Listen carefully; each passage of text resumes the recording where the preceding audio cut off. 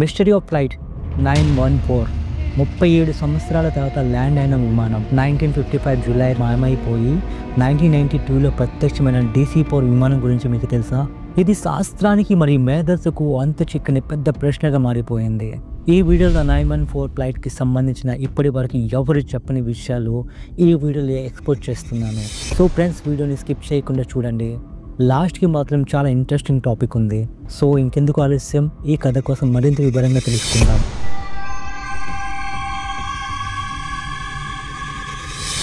1955 July 2వ తేదీ New York Venezuela నగరం. ఎగరడానికి సిద్ధమైన డౌగ్లాస్ DC-4 విమానం న్యూయార్క్ నుంచి మియామి వెళ్ళడానికి సిద్ధంగా ఉంది. విమానంలో 57 మంది ప్రయాణికులు మరియు 4 క్రూ సభ్యులు ఉన్నారు. విమానం నిశ్చయించిన సమయానికి బయలుదేరింది. ఇది ఒక సాధారణ ఫ్లైట్గా మొదలైన అది అనంతర కాలంలో ప్రపంచానికి ఒక గొప్ప మిస్టరీగా మిగిలిపోయింది. ఫ్లైట్ 914 గాల్లోకి ఎగిరిన తర్వాత కేవలం 2 గంటల్లోనే అది ఎయిర్ ట్రాఫిక్ కంట్రోల్ రాడార్ల నుంచి కనిపించకుండా పోయింది. ఎయిర్ ట్రాఫిక్ కంట్రోల్ నుంచి విమానానికి మళ్ళీ సిగ్నల్ పంపించారు, కానీ అటువైపు నుండి ఎటువంటి సమాధానం రాలేదు.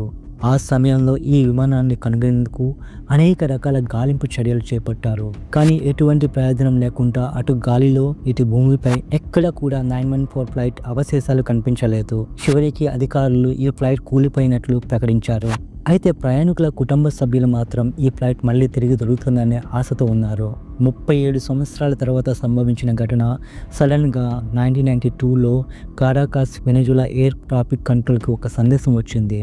ఎయిర్ ట్రాఫిక్ కంట్రోల్ టవర్లో ఉన్న అధికారులకు ఒక అనూహ్యమైన సిగ్నల్ లభించింది.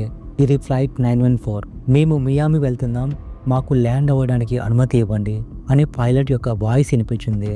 మొదట వారు దీన్ని జోక్ అనుకున్నారు, కానీ వెంటనే రాడార్లో ఒక పురాతన DC-4 విమానం కనిపించింది.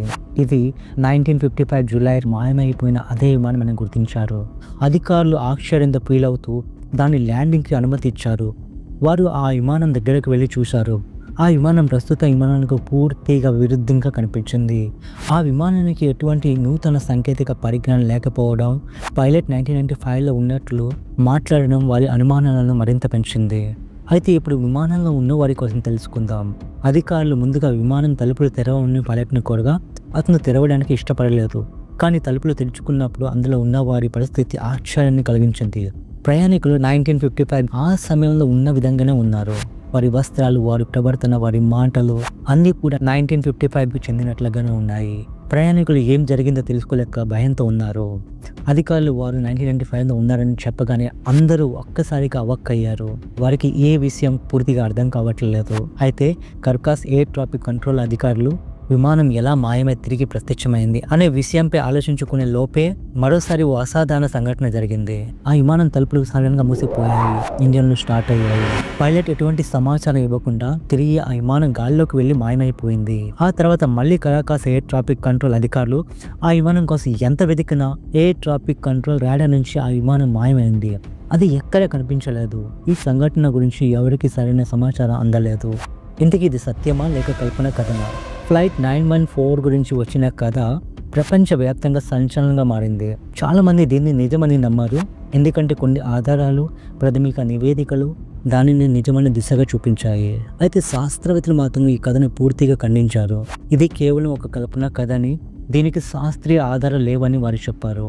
సమయయాత్ర, టైం ట్రావెల్, విపరీత రహస్యాలు, పారలల్ యూనివర్స్ వంటి సిద్ధాంతాలు ఈ కథతో సంబంధం పెట్టి వివిధ కోణాల్లో విశ్లేషించబడ్డాయి. కానీ ఈ రోజు వరకు ఫ్లైట్ 914 కోసం సరైన జవాబు దొరకలేదు. ఈ స్టోరీ మనకు ఎన్నో ప్రశ్నలు మిగులుస్తుంది. కాల ప్రయాణం అంటే టైం ట్రావెల్ నిజంగా సాధ్యమా? సమయం మరియు స్థలం మధ్య సంబంధం మనకు తెలియని మిస్టరీలతో నిండి ఉందా? ఈ కథ కేవలం కల్పన కథ అయితే ఇది ప్రపంచవ్యాప్తంగా ఎందుకు ఈ స్థాయి చర్చకు దారి తీసింది? నిజం చెప్పాలనుకుంటే ఫ్లైట్ 914 కథ నిజమో కాదా అనేది ఒక మిస్టరీగానే మిగిలిపోతుంది. ఇది వినేవారికి భయం, ఆసక్తి మరియు ఎన్నో ఆలోచనలు, మరెన్నో అనుమానాలు మిగిలిస్తుంది. సో ఫ్లైట్ 914 స్టోరీ మొత్తం చూస్తారు కదా.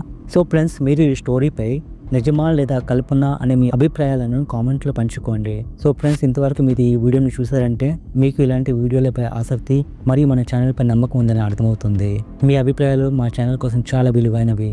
లైక్, షేర్ మరియు సబ్స్క్రైబ్ చేయడం మర్చిపోవద్దు. మరిన్ని ఆసక్తికరమైన కథల కోసం మాతో ఉండండి. Thank you. జై హింద్.